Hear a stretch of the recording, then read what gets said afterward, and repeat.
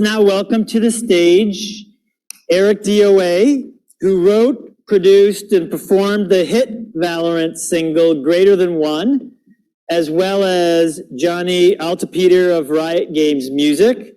Eric will perform Greater Than One at the finals opening ceremony on Saturday. So let's take a listen and watch the video now.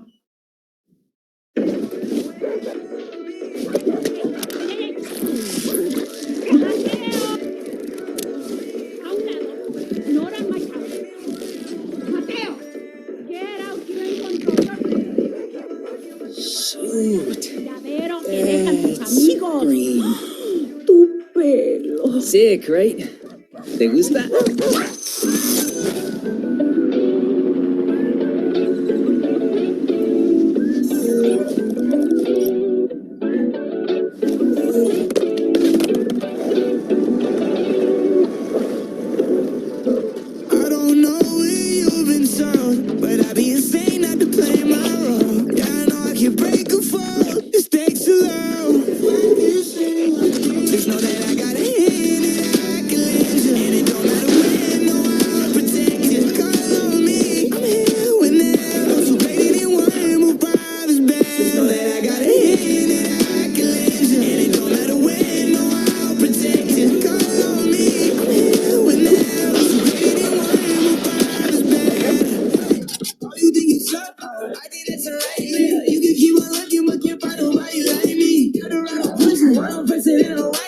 You know I love you, I need someone who can guide me. I can't do my own bag. I need 3 meals. Just coming in both directions and like a be real. I've been eating good to be lucky to get 3 meals. First place, running out. Care about what it feels. Give you everything, you're my everything, and just know that I got a hand and I can lend you. And it don't matter when, no, I'll protect you. Call on me, I'm here whenever. So greater than one, we'll find us better. Know that I got a hand and I can lend you. And it don't matter when, no, I'll protect you. Call on me, I'm here whenever. So greater than one, we'll find us better.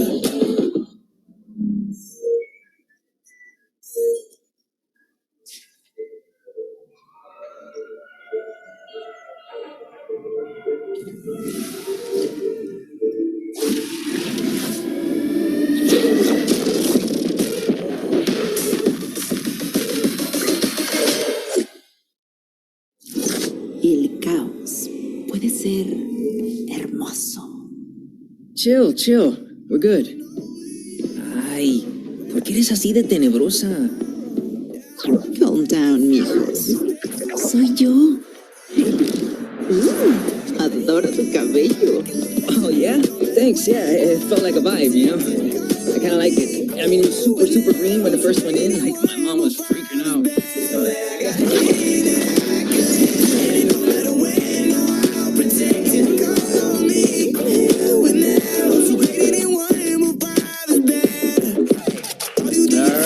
Do you have any questions for ericdoa or Jonny? Please queue up now, but I'll kick things off first with you, Jonny.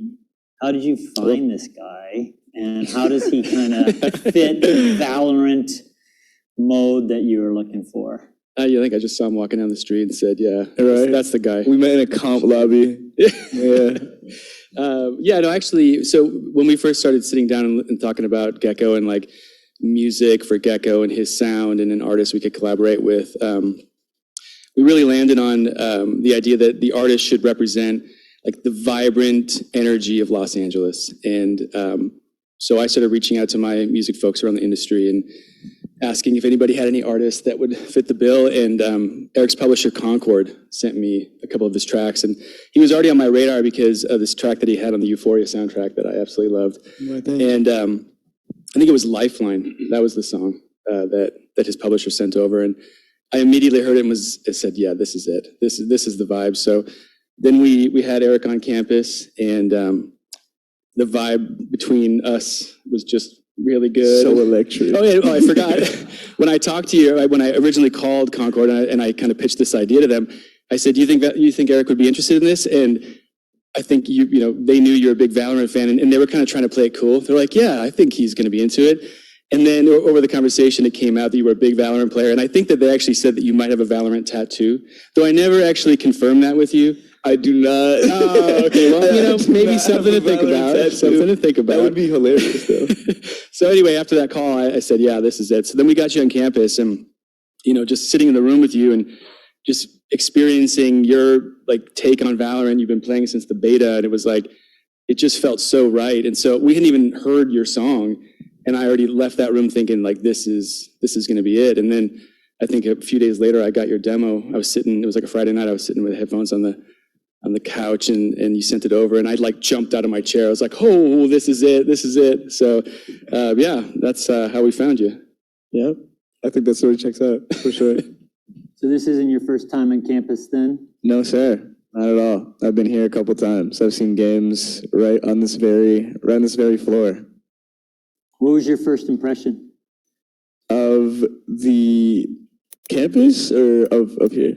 The campus. Oh, dude, I freaked out. It was so crazy because my 12-year-old self playing League in my room off of my horrible laptop was freaking out. I was like, dude, this is amazing. I'm so excited to be in this giant Riot Games office. Awesome. We got a couple questions from the media here, so we'll kick Let's it over do to it. them. Hello. Once again, my name is Michael. I'm also known as Commend. I have a question for Jonny. With the Champions songs over the past 3 years, they've had kind of a more electronic vibe than, for example, the League songs, which have a more orchestral feel. Is that a conscious decision to go that route with Valorant? And if so, what factors influence that in terms of making that decision? Well, the whole goal of Valorant is to be a global sound, right? And so when we're looking at music for Champions, we really want to capture the vibe and the culture and the sound of the city that we're going to be in. And so I think we did that really well this year with Taking Away. I mean, we really captured that. But I think we're always trying new things and we're always evolving in things. And I think that our sound will continue to do that. When we move into new cities, when we try new genres, when we work with different artists, it's always going to influence what we're doing. So, we kind of started here and we're building this thing and we're seeing what works and what doesn't work. And we're always getting better at making music. So I think every year is going to sound a little bit different and be more exciting and be really representative of the players and the community that's hosting us in their city. Great, thank you so much. And great job on Taking Away this year. It's excellent. Hey, Eric, do you take the Valorant look and feel and game into the creative process and how you did Greater Than One?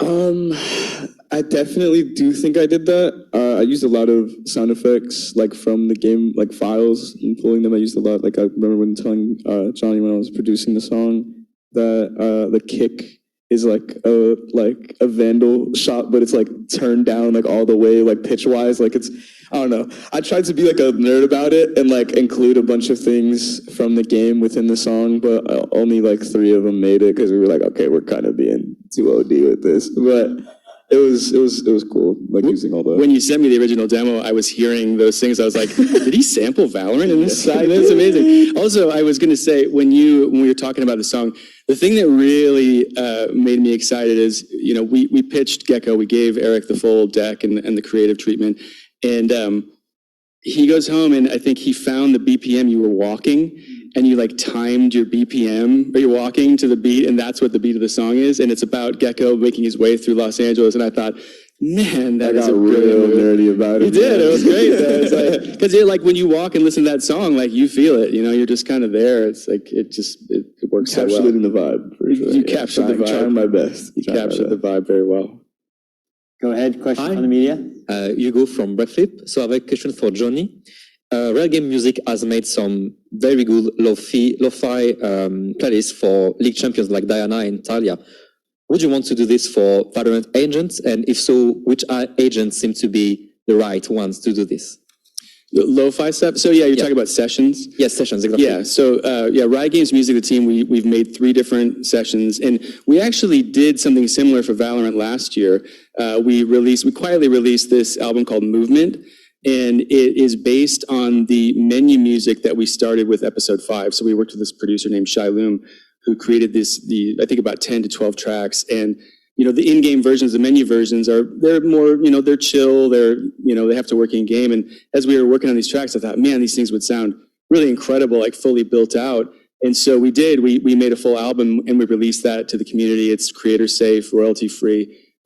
So we kind of took that same idea, but put the Valorant spin on it, because the tracks aren't really lo-fi at all. They hit pretty hard, but I mean, that's the sound, right? That's the sound. But again, it's going to evolve, and there may be opportunities for more lo-fi stuff. We don't know. We'll see what happens. But yeah, that kind of stuff we're definitely going to continue to do. Great, thank you. Yeah, you got it.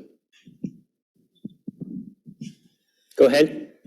Hi, my name is Elisa from thespike.gg. You actually took my question, but I would like to ask Eric.